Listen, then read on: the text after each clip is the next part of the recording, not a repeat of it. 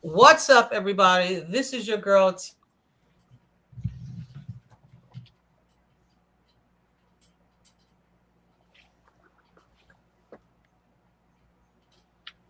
your girl T. I have some special women with me today. They are going to introduce themselves and get to know the Bills Mafia, just a small part of the Bills Mafia. So I'm going to start out with Auntie. She's going to go around and then everybody's going to introduce themselves. Go ahead. Okay, I'm up. My name's Robin Mundy, and I have been a Buffalo Bills fan all my life. I was born and raised in Springville area, southern Erie County, and legend has it that I started watching the Bills when they were born in 1960 because I preferred to hang out with my uncles and my dad rather than go outside and do other things. So I kind of became addicted to football at an early age. I was an oncology nurse. I worked at Roswell Park for 6 years and graduated from UB. And then I left Western New York and ended up in Wyoming for the last 30 years. So that's the Cliff Notes. Nice. Who's next? I'll go. Hey guys, my name is Sarah. I am originally from upstate New York, from the Finger Lakes area, and then I went down to the University of Miami for college. Have to throw up the U. So I went. So I left New York for Miami and stayed in Florida after that, but I am home a lot. Pretty much same, born a Bills fan, but I really got into it when I was about 5 or 6 years old and started asking questions over and over and over again until it started to actually make sense. And by the time I was probably 9 or 10, I was probably talking down some of the guys that thought they knew what they were talking about, including my father and other adult males. That's awesome. I enjoyed that a lot. But I love talking sports so much. Ooh, I'm echoing. I started a Facebook group a couple years back and started working with people that way and communicating with people that way, and then headed over to Twitter and did the same thing and got to meet a lot of great people over the years because of it. Cool. Okay. I'll go. I'm Nautica. I'm 23, so I haven't had long experience being a Bills fan. I also haven't been a Bills fan for that long. I became a Bills fan, I think, when I was 13. I never really watched football before. My mom wasn't really into it, and then she got married, and my stepdad was a really big Bills fan. He loved them, so I was like, yeah, I guess I'll jump on the bandwagon. And ever since then, I watched EJ Manuel get drafted. I'm like, oh, this is gonna be fun. It wasn't fun at first, but it was still exciting to see like root for a team and just have a good time watching football. And ever since then, I've been a really big Bills fan. Cool. That's awesome. And I'm a Bills fan. You don't want to hear my story. We didn't come here for that. But I've been a Bills fan a long time. Just say it. Trust me. So let's get into some conversations.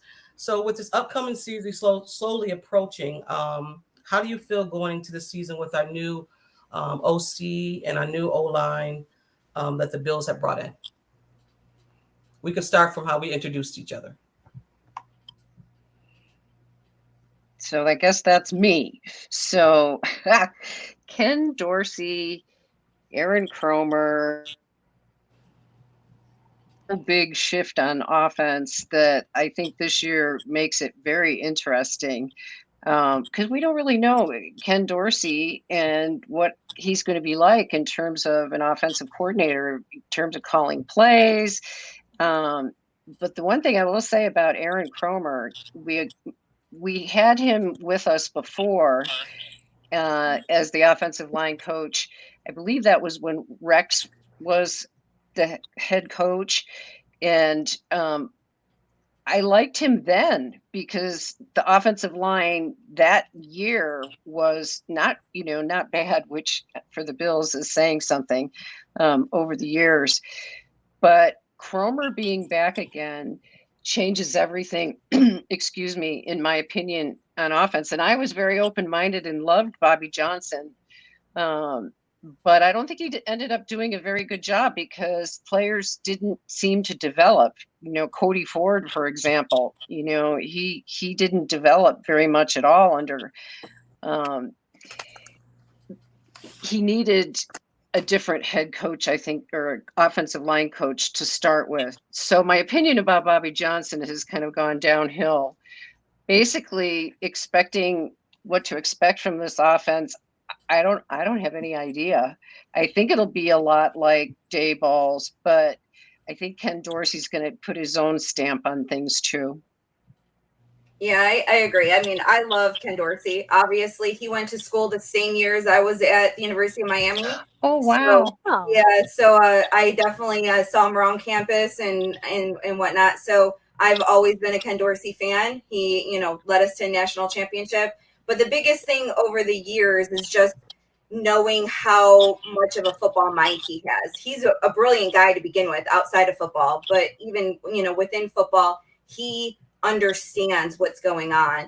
And, he can sit there and, the X's and the O's and talk about it all day long. And that's what everyone who talks to him mentions, is how brilliant he is.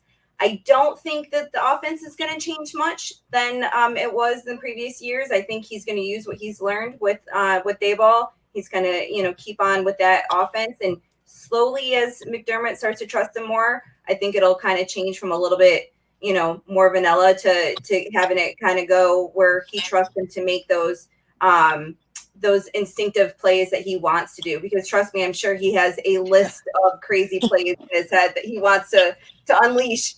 And I can't wait to get to that. I hope that we get to see that this year. I think that it'll just take a couple of games where, to get under his belt before we actually see him, thrive. Now, regarding Cromer, I'll be honest, I was not happy with the rehire, but that was more on a personal level. Right. I did not want the drama with him coming back. I felt like it was going to be, something that we didn't need. I guess fortunately for us, it was like a day worth of drama, and then it was kind of, moved on.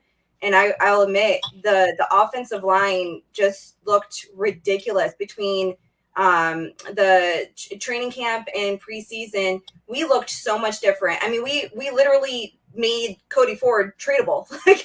I mean, amazing. And that's not a diss on Cody Ford. I liked him, but he went, he didn't ever reach the expectations, right?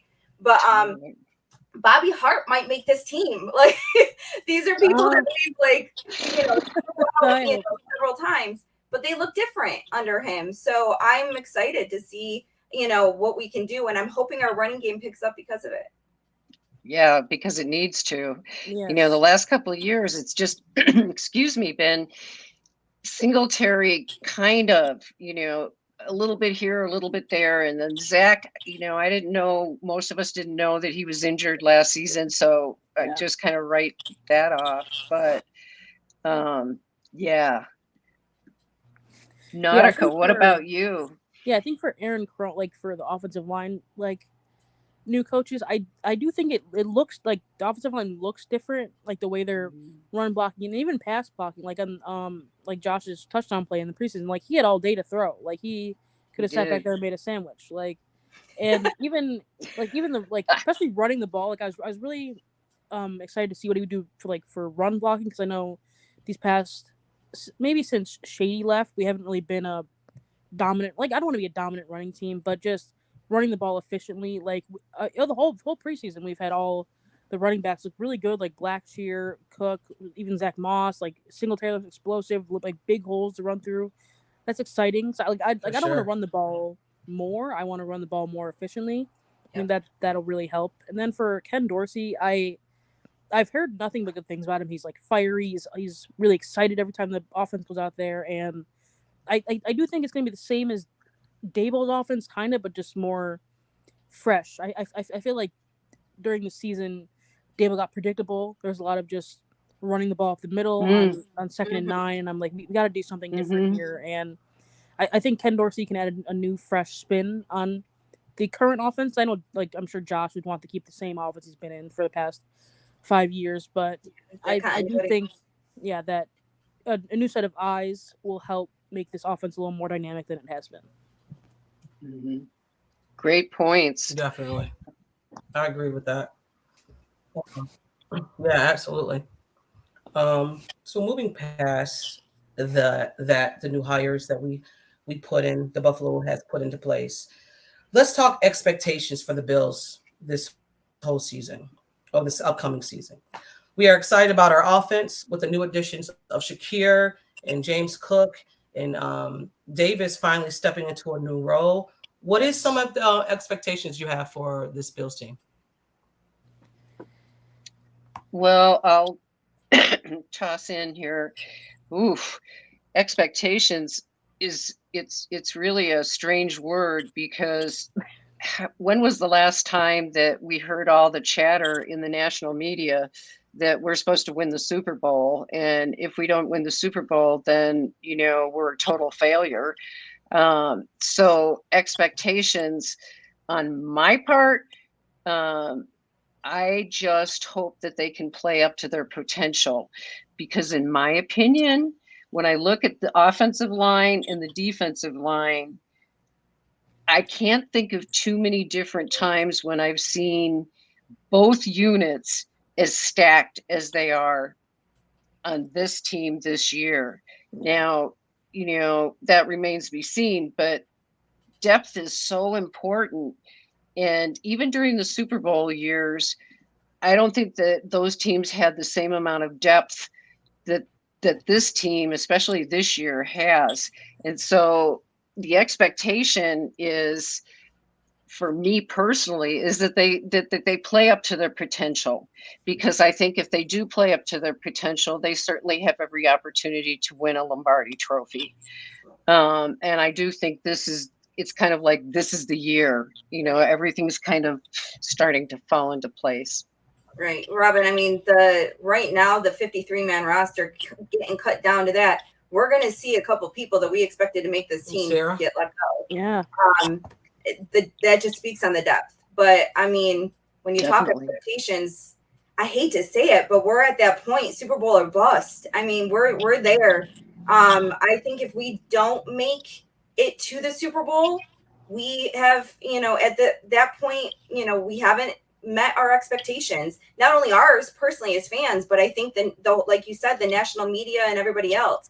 So I'm looking forward to February 12th, cheering us on. Hopefully from Arizona. I would love to be able to be there. So we'll see. Yeah, I'm Super Bowl and bust all the way.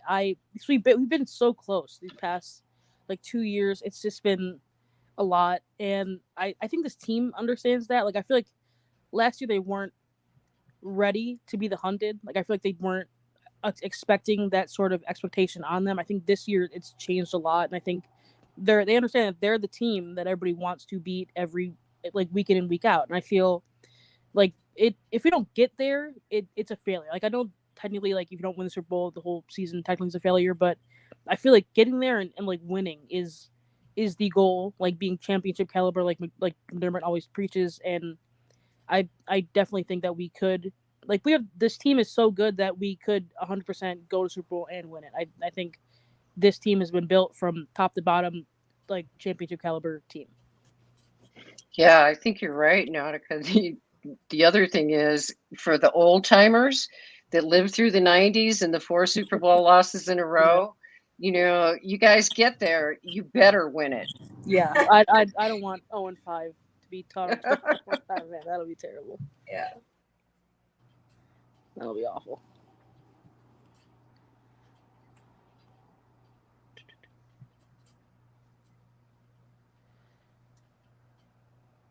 I don't like Super Bowl or bust, but that's just me. I'm not gonna knock you, Nadia, Nautica, on that. But that being said, is there any players that you're excited to see this upcoming season? Boy, yeah, there's a few for me. I'm fascinated with Elam. because I He think looks good. for a rookie, I thought he looked really polished for a rookie corner. Corners take a while sometimes to develop, and everything I saw from him in the preseason was like, okay. The other people that I have kind of in my mind, of course, Ed Oliver, because like this is going to be his year to tear it up. And I think now, for the first time, he's got somebody that's going to be alongside of him that's really going to, be a true one technique defensive tackle.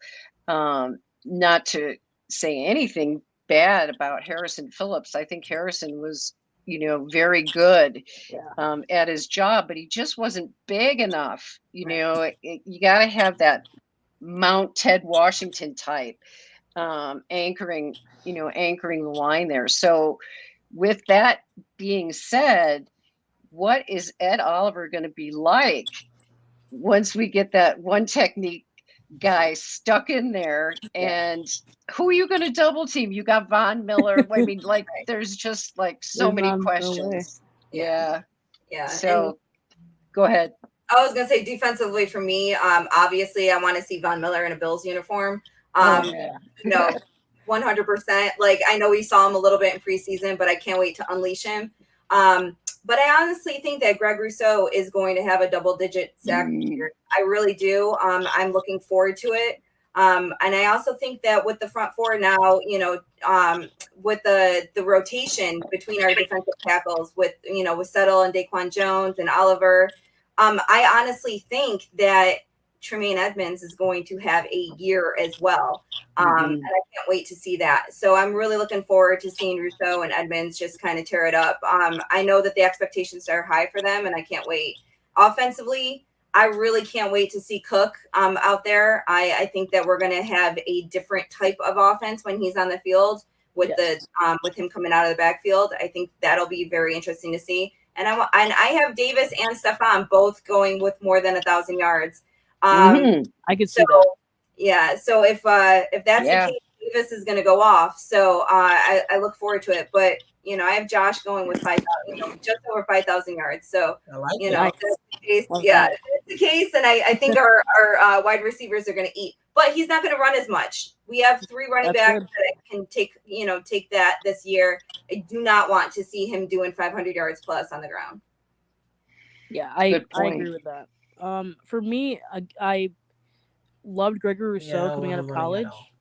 I was like, I hope we did draft him. I was really happy about that. I think last year he showed a lot of flashes, like that game against the Chiefs. Like, he's a really good run stopper. I feel like having a veteran like Von Miller, one of the best like pass rushers we've had in this league, on the opposite side of him, and then having Ed Oliver, Tim Settle, Daquan Jones, all those guys, like I feel like this is like his second year breakout. Like, I could see it coming.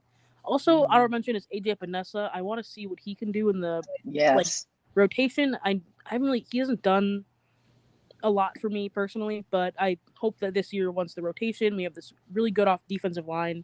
I think this year might be his year to step up a little bit. And then offensively, Gabe Davis. He's one of my favorite receivers on this team. He's just stepped up in the biggest moments. Every time he's on the field, he doesn't get a lot of chances because we had Sanders last year and then John Brown the year before that. And every time he gets on the field, he steps up and makes a play. The playoff game against the Colts, the playoff game against the Chiefs, like, he's just there to make big plays. And I think once he finally gets his opportunity to play and show what he's got, he really could step up and be a solid wide receiver 2, and then maybe down the line wide receiver number 1 for the Buffalo Bills.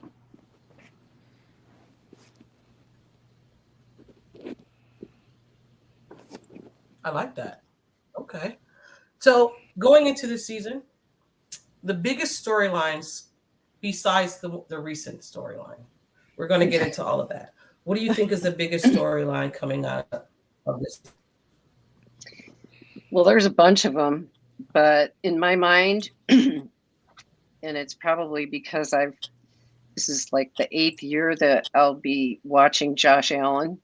For me personally, to see him reach that place where he wins a Super Bowl, he takes the team to a place they've not been before, he wins the MVP, That's for me, it's a dream come true, because Yeah. most people on Twitter know Yeah.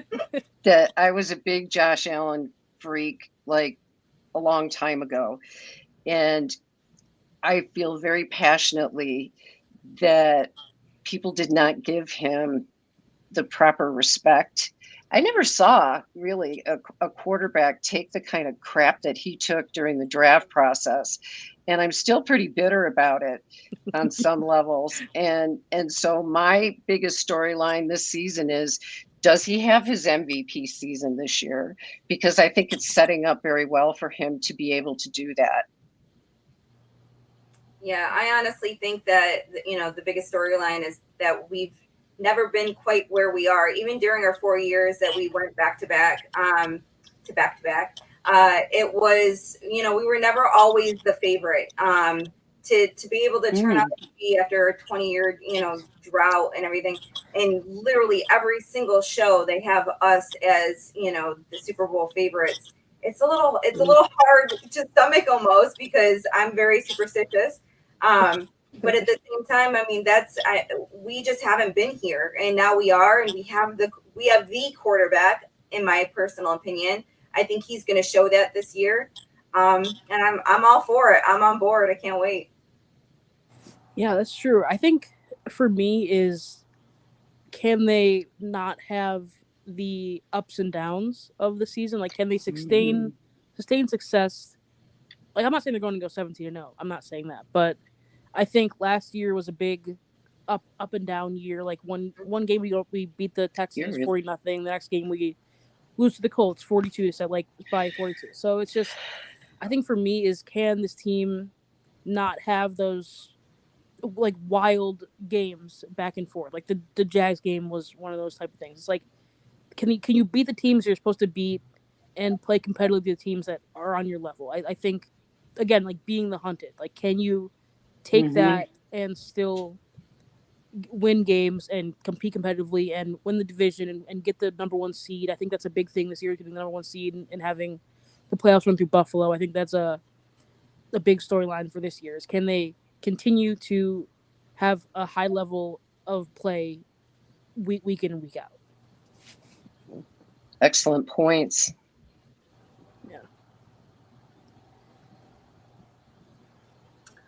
I like that. I guess for me, it would be mindset.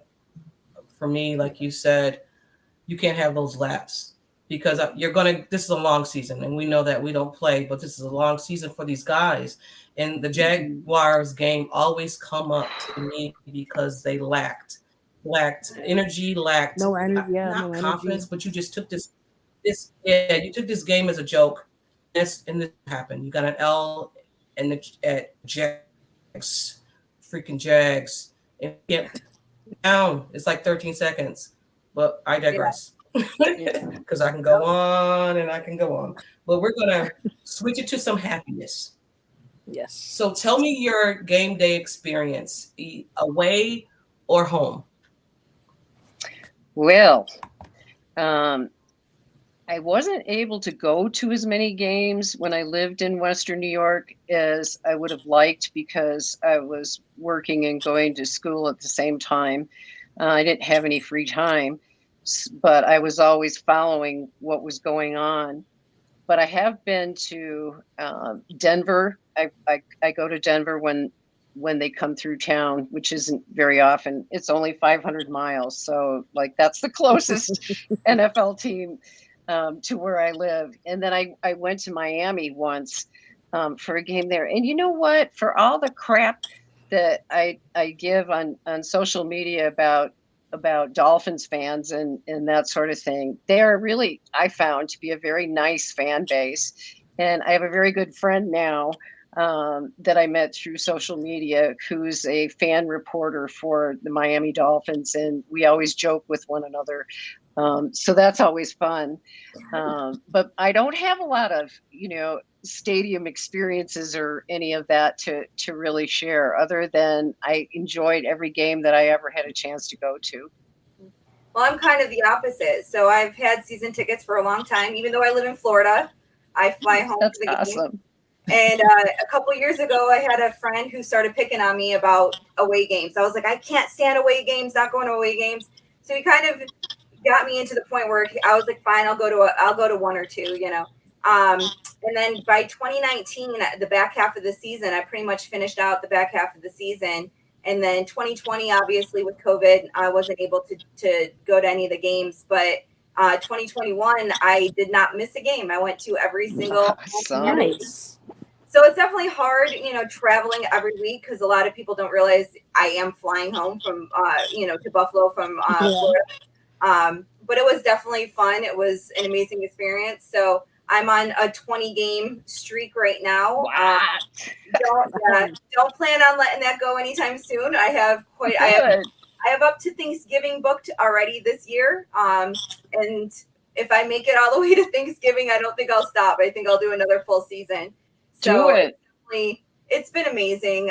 Again, meeting so many people. My next goal, even though I keep on doing these full seasons, my next goal though is to do all the stadiums. So that's cool.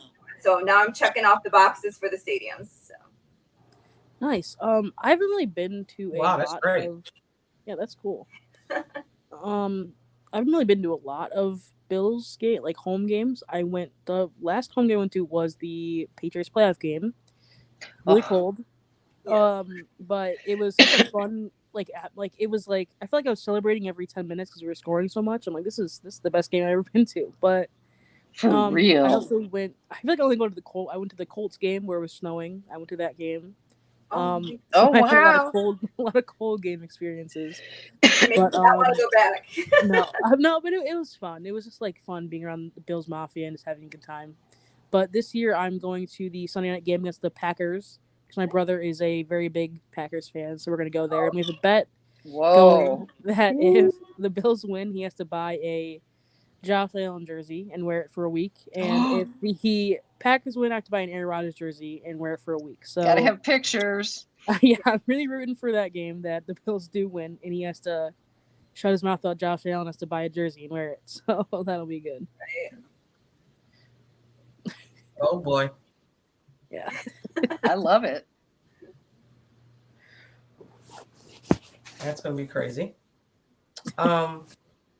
So moving on, we're still on some light with the Bills. Tell me a crazy story that you had as a Bills fan. Okay, this one I thought about a little bit, and it's not really it is a crazy story. When the internet was born, in terms of message boards and that sort of thing, it was right around 2000 when the Buffalo Bills message board started. I was a year old. Yeah, some of you remember. Yeah, some of you remember. Well, that was like the wild, wild west of social media. And how that came to be was Tom Donahoe was threatening to shut the board down. And I was contacted by the guy who ran the board for the Bills, Greg Pastore. He's still with the organization, I believe. Anyway, he contacted a guy by the name of Flawfitz on board, for those people that might remember him, and myself, and said, can you help me moderate this thing? And we said, okay. And we actually did that undercover for 2 years. Nobody even knew we were doing it. And then it came outed, and the message board had kind of a thing of its own. And that went on for like 12 years. And then Twitter came along and sort of took its place. And my crazy story is based on how my life has just kind of evolved from growing up in Western New York and being a Bills fan and ending up in Wyoming for 30 years. And then all of a sudden, this crazy quarterback comes along in Laramie. And I swear to you guys, it was just like the most surreal experience watching him play, because he just had this. We all know what it is. We see it now, right? Well, you could see that at the University of Wyoming. And of course, everybody was saying, oh, he's not accurate. He's not going to be able to do this. He's not going to be able to do that. And if you watch this kid play, you could see, first of all, he was a noodle. And he hadn't even like gone fully through puberty, I think, when he was drafted. So, I mean, he's just now kind of filling out his man body. But for me, the crazy story really is how that all meshed together. And when he was drafted by the Bills, I just freaked out because it was like this kid that I just thought so much of. And the Bills, ended up drafting him. It was like something surreal in my life. Because awesome. In Wyoming, I was the only Bills fan here for like 100 years. And everybody that knows me, that's known me in this little town that we live in, knows I was a Bills fan. And so when the Bills drafted Josh Allen, it was like this onslaught. Everybody in Wyoming suddenly became Bills fans. And that to me is the crazy story, is where my life is at now compared to what it was like 25 years ago when they didn't even know the Buffalo Bills. Right. So I thought about, crazy stories. I'm like tailgating and box trucks and all this sort of stuff. And I was like, well, my main story is like the craziest. So the reason why I went to the University of Miami was a visit with Jim Kelly back when I was in high school. I was a cheerleader in high school, and everyone knew how obsessed I was with him. So we got to do this meet and greet, and they're all pushing me to the front so that I can, meet him. And so I was the first person, and he starts, asking, where you're going to go to college. And I told him, well, I had applied to Syracuse and Virginia Tech and UB. And I said, and then the University of Miami. And he just got the biggest smile on his face. And he was like, have you seen the campus yet? And then just started talking to me like I was just, like his best friend. Have you seen the campus yet? Wow.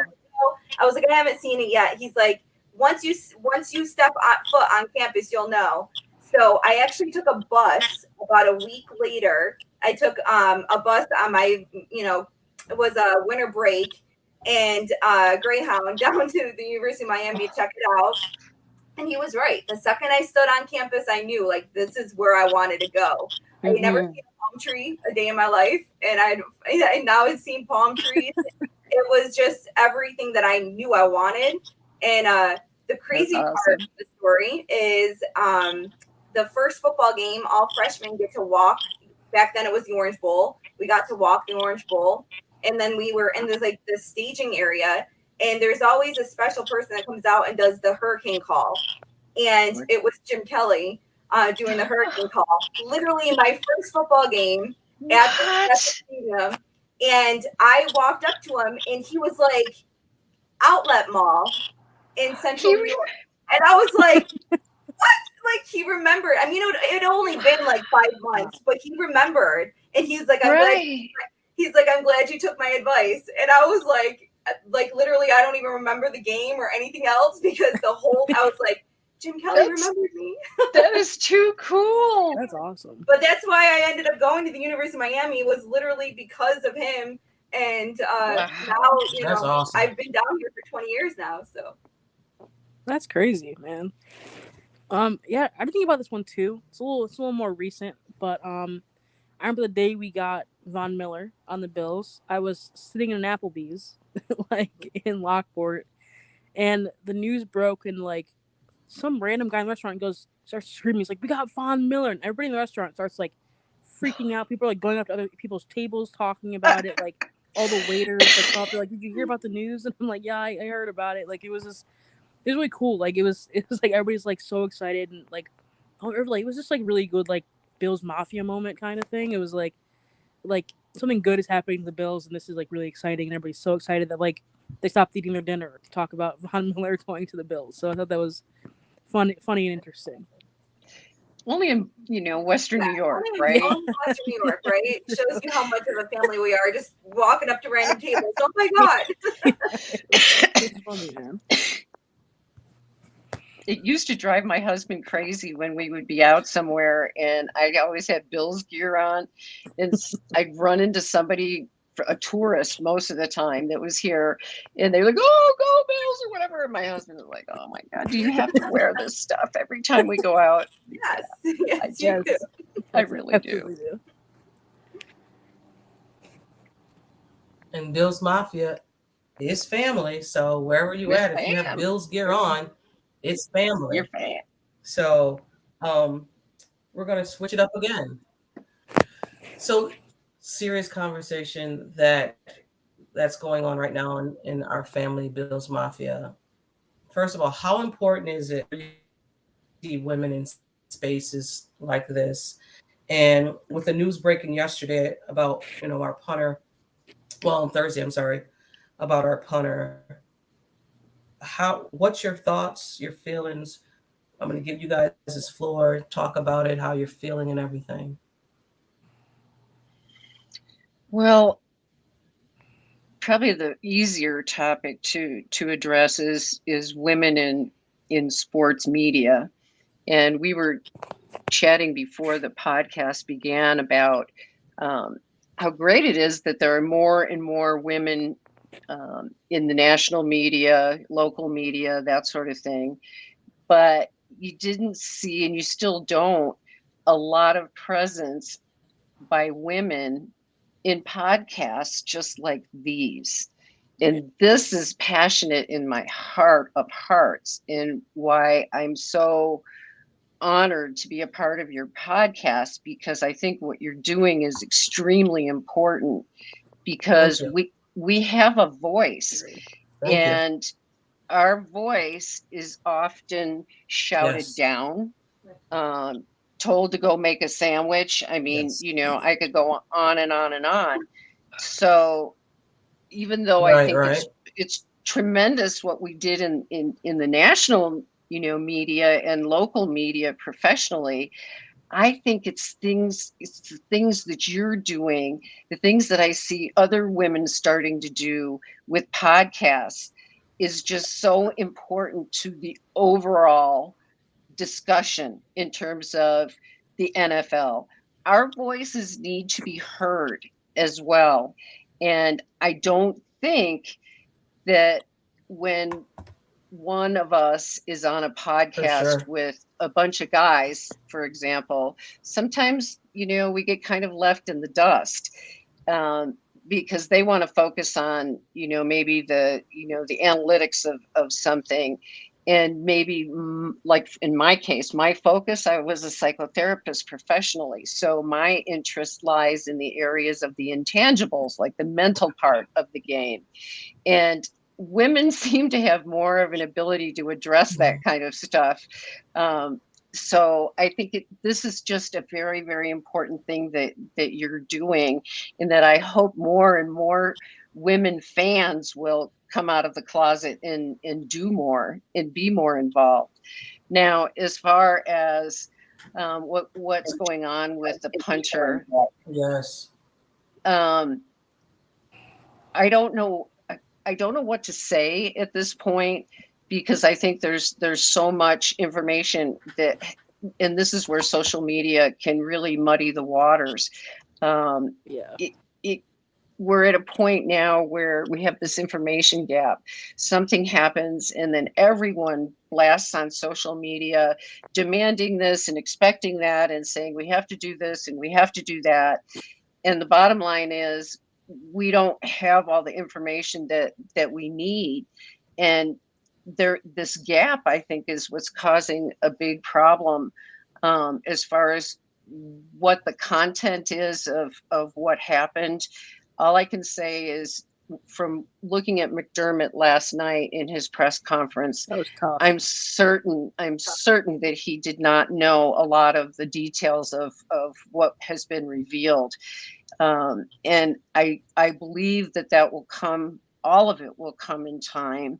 I think the best thing that we can all do is take a breath and just try to be patient and let this process, kind of work its way through, because I do believe in the end, it's going to turn out to be okay. I think that the Bills will be okay.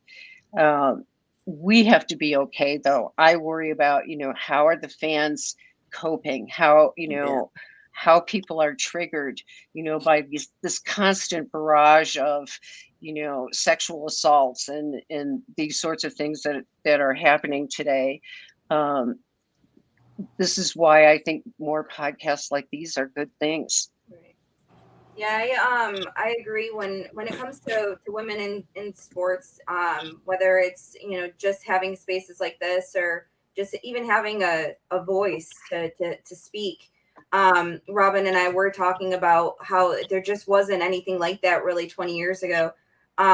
When I was trying to make a decision of what I wanted to do for my future.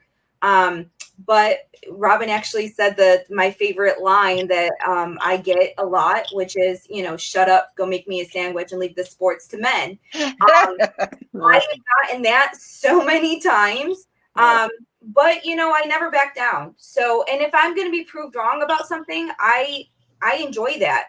Amen. Prove me wrong, let me learn, and then I'll move on. And I've kind of taken that motto all throughout the years, and I have some men that respect me for it now, and I still have some that, make little snide comments, but, I just try to ignore them now. Regarding Matt, Ariza, it's hard for me. It's making me like very sick to my stomach with everything. Yeah. I have read everything. At least I think it's everything at this point. I've watched videos of, people discussing everything. I have had a lot of these conversations with women, and I think back to when I was a teenager and in a bad situation that I was in. So I read through all this stuff and how graphic some of it is, and I immediately get him off the team. I don't want, and I almost felt a little bad because of how I wrote it when I tweeted it. I didn't seem like I was compassionate towards the victim. I was like, get him off the team. I don't want this ugly cloud over this team. And it definitely, I look back now and I feel a little selfish how I said it, because I was thinking Bills. That's what I was thinking in that moment. But he's a punter. He's a rookie punter. At this point in time, I don't want to say I don't care, but suspend him. If nothing else, just suspend him while while everything plays out. I don't think he should take the field at all until this plays out more. That is my personal opinion. I think that I was very, very, very proud of McDermott for sitting him yesterday, not dressing him at all. He actually walked into the stadium without any Bills clothes on. I noticed that, yeah. And I loved that because I don't want you associated with my team right now. Like, that's how I really felt. If I try to take my emotions out of it and I try to remain neutral, I have read everything. I have watched the videos of the different, commentary on it. The attorney speaking, the attorney basically is stating that he doesn't think that any criminal charges will be brought against Matt regarding the actual rape charges, that he doesn't believe that Matt's in the house. And when it comes to the statutory rape, he's basically stating that the victim is stating that it stated that she was at the college, the local college there, not the local high school. They're the same name, but one ends in college, one ends in high school. So it remains, whether or not he knew she was 17 or not. I don't want to make excuses, and I refuse to. Yes. But I am trying to keep neutrality, trying to keep the open mind that if she did say that, then the part that I was super mad about, with him even just having sex with an underage person, like the way he did, and yes, the other part of that is disgusting with him knowing that he had an STD and everything else. But if he didn't know, if she said she was in college, then my anger goes down a little bit. With all that being said, whatever happened to that young girl in that bedroom, something happened. You don't just walk out with your earrings torn from, 3 different spots on your body, bleeding from your vagina and everything else. That does not happen unless something happened to you. I just can't I can't wait to find out the details that come further on with who was in that room. And if I swear, like, I would rather not him even be on the team while they go through this. And if they don't feel comfortable cutting him, at least suspend him indefinitely until the investigation's over with. Yeah, I agree with that. For me, for women in sports media, it's been a little different because I'm a little younger, so I've seen it change a lot.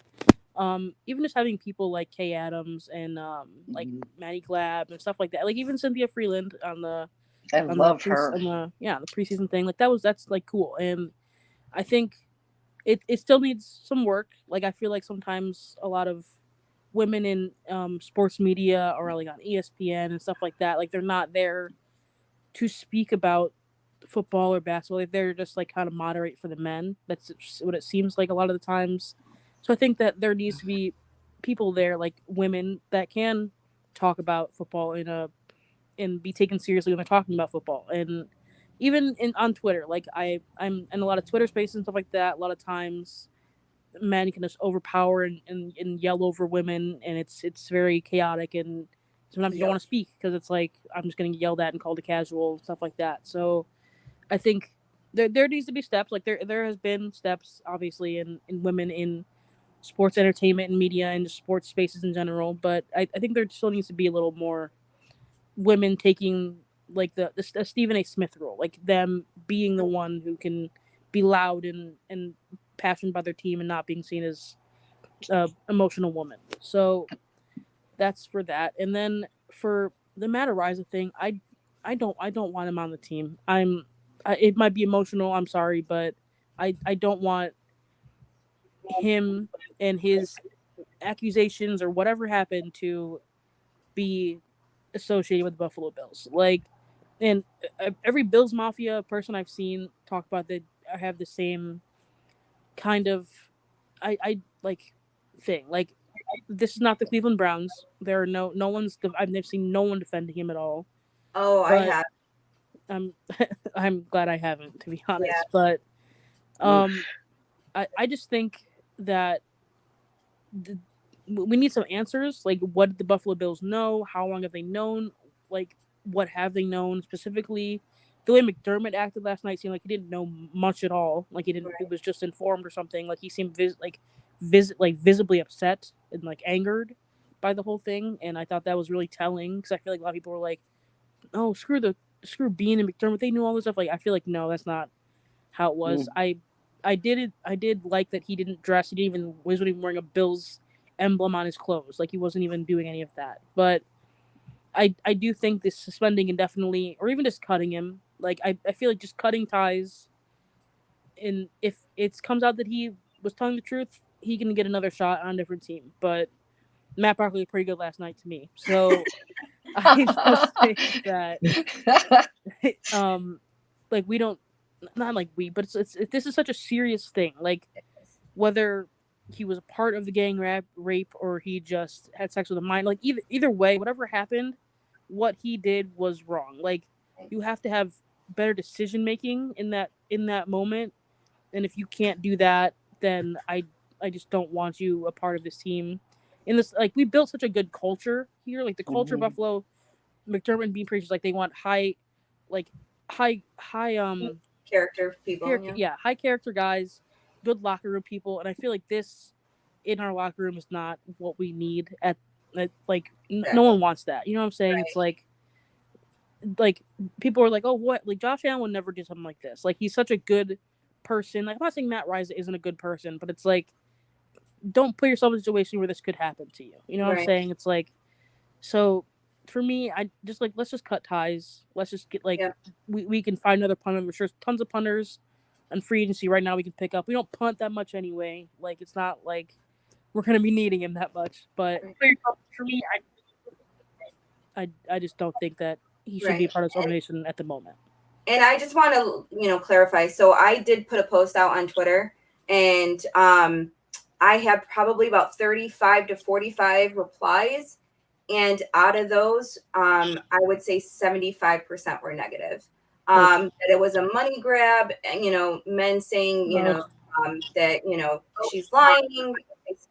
So it's been pretty bad. And then after hearing McDermott speak yesterday, a lot of the comments there were, he hasn't done anything wrong, prove it. There would be criminal charges if so, like, and that's the part, I guess, the women in sports, I'll lead back to that I'm glad that there's a space that women can talk about this stuff, because sometimes you just feel so discarded. Like, she was a 17-year-old girl that is claiming that something happened that was terrible. Like, that was brutal, and you guys are just trying to like sweep it like it's nothing. So like, this is why many women don't talk about sexual assault. It's not reported, because a lot of men are just like, oh, you're lying, you're just doing this for fame or whatever. Like, it's just terrible that it's like this is the way people will talk about this kind of stuff. Yes, definitely. Money grab. Yeah. Money grab. Yeah. Okay. For a rookie punter. A rookie punter that's going to make $3 million over the next 4 years. Yeah. Like, it's ditto for me, for sure.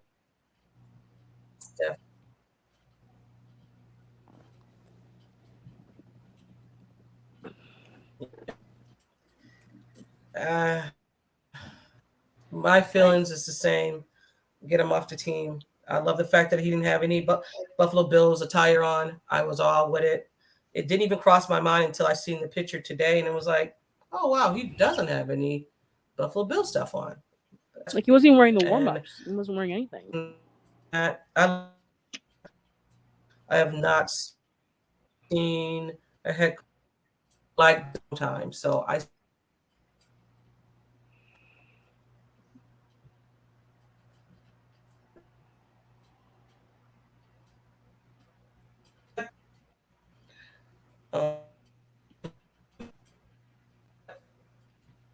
let's got number of players got injured. Tape. We were excited for that. A little to the Bills. Where are you watching to score? Okay. The Rams and the Bills won't be any different for me than any other game, which is in my bedroom with the door locked and my phone turned off. I can't watch the game with casual fans. It doesn't work for me. And my husband, God love him, was born and raised in Eastern Oregon, so he doesn't have the affliction that we have. And after the 4 Super Bowl losses, we got married in 1987. So, he went through all those 4 Super Bowl losses with me. And from that point on became almost unable to watch anything related to the Buffalo Bills because of what it did to me. So I ended up seriously, I closed the door. I don't talk to anybody, and I watch the game in peace. And that's okay with me. That's how I used to be. I used to be like, I could not watch it with other people. And then when I started traveling to go see it live, I obviously changed a little bit. I will be at SoFi watching the game from LA. Awesome. Nice. I can't wait. I'm looking forward to it. Looking forward to all the events prior and everything to the actual game. There's a welcome party, and then the day of, there's the tailgate. So get to see a whole bunch of people. So I'm definitely looking forward to it, and I hope I hope it's a good game. I post really, a lot of pictures for us. Yeah, you guys can live vicariously through me. I promise. Please. But yeah, I think it's going to be a good game. I think it'll be a close game. It is still definitely on my radar as one of my worrisome games because I don't think White will be back. So they definitely have 3 really good wide receivers. So all of our corners are going to be tested. So it'll be interesting. But of course I'm not going to pick against my Bills. They're going to win. So someone asked me my score prediction the other day, and I said 27-24. So we win with a field goal. That'll be cool. That'll be good. I normally watch now with my coworker and her husband. I used to watch with my father, but then 3 years ago he passed away, and we sit on the couch all the time and watch the game, and it was a really good ritual for us every Sunday. And I remember after he passed away, I'm like, oh, what am I gonna do? Like, this sucks. But my coworker was like, why don't you come watch the game with like me and my family? And it's become a ritual for us now. Her husband's a real passionate Bills fan. I like anytime anything bad happens, like, oh, we suck, we're going back to the thing. It's fun to like watch with him because he goes through so many emotions through the whole like 60-minute game. It's a good time. She always makes dinner, we always have food, good times, like it's really Awesome. fun. I think we're gonna win, to be honest. Like I think it could be like a 2-score game. I think this is gonna be the Super Bowl 57 preview, in my opinion. I think this is gonna be it. That's just me though. I hope you're right. Yeah. Okay, I'm not mad at you. I love it. Super Bowl or bust. That's you, right? We're not doing the Super Bowl or bust. Not Yeah. Not yet. We're not doing Amen. Super Bowl or bust. I'm sorry. That's just me. Oh, both of you. We're on the same page. So, Yeah. okay, so Sarah, you already said your score. So, Oh, well, I didn't say a score. so my score 27 20.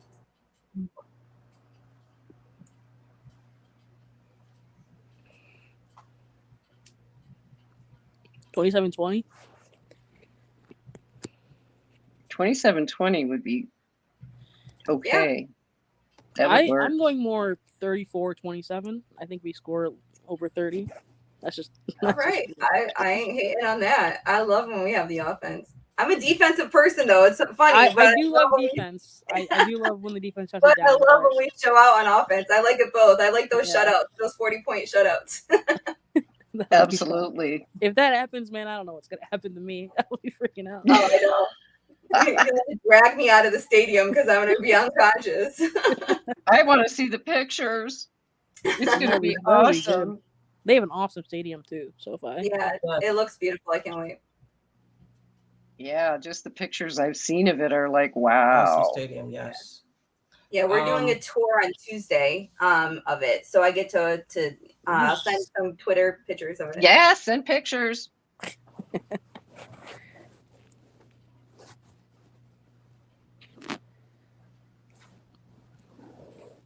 Cool.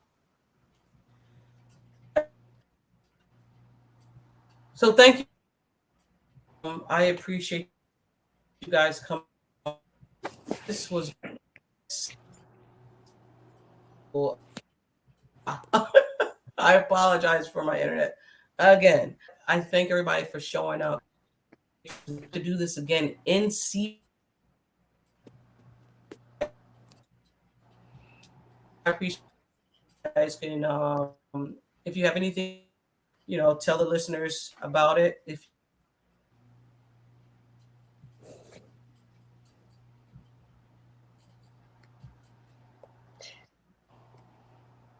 Okay, she break up.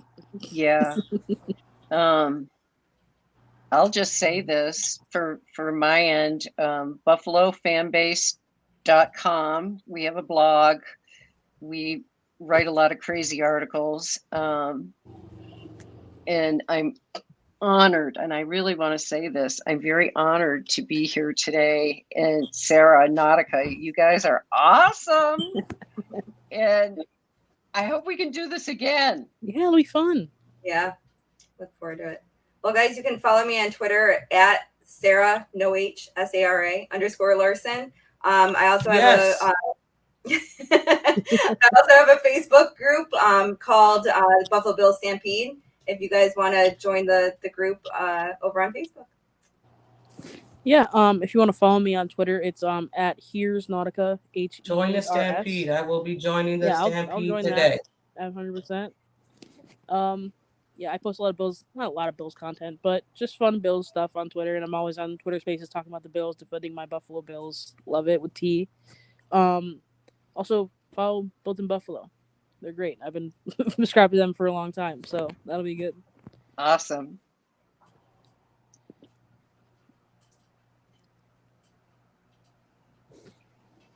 Did we lose you, T? Thank you guys. I appreciate you. Yeah. So this is not your. I'm sorry. I'm late, but this is not your. I am your host T. Thank you guys for listening. This will drop very, very soon. This was a pleasure having these for women on this podcast. I appreciate every single with your opinions on the Bills season, everything that's happening. I can't wait for this freaking season to start. Yes. Thank you guys Yeah. again. Thank you. And go Bills. Go Go Bills. Bills. Go Bills.